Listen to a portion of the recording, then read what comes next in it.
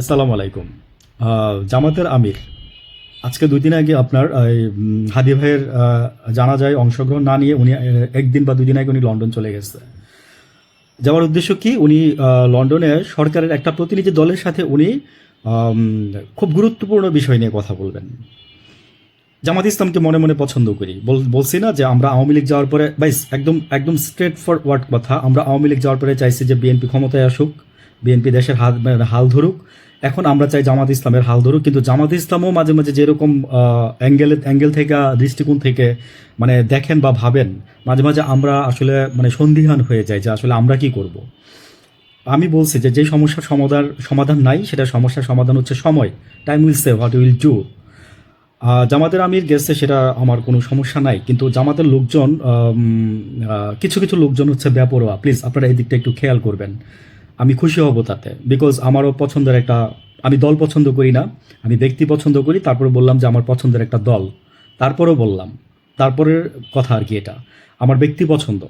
তো মানে জামাতের যে আমির উনি খুবই ভালো মানুষ, হ্যাঁ? I like him personally. আর আজকে আরেকটা জিনিস হচ্ছে লন্ডনে চলে গেছে জুবাইদা রহমান বিএনপির। চলে আসবে আপনার হচ্ছে ২৫ তারিখে তারেক জিয়া যেদিন বাংলাদেশে ফিরবেন ওদিন হয়তোবা ওনার মেয়েও জাইমা রহমানও ফিরবেন এবং স্টেজে জাইমা রহমানও থাকবেন। আমি আজকে বললাম কথাটা দেখেন। আর হচ্ছে যে হ্যাঁ, আমার আরও অনেক কথা আছে। বনিয়া আমিন ভাই একটা পোস্ট করছে বিএনপি, জামাত এবং ভারতকে নিয়ে। তো এখানে আমার এই অল্প কথায় শেষ হবে না। আমি আরেকটা জায়গায় একটু বলবো। ওনার কথা কোট করে, করে ধরেই বলবো এবং খুব সত্যি কিছু কথা বলছে উনি।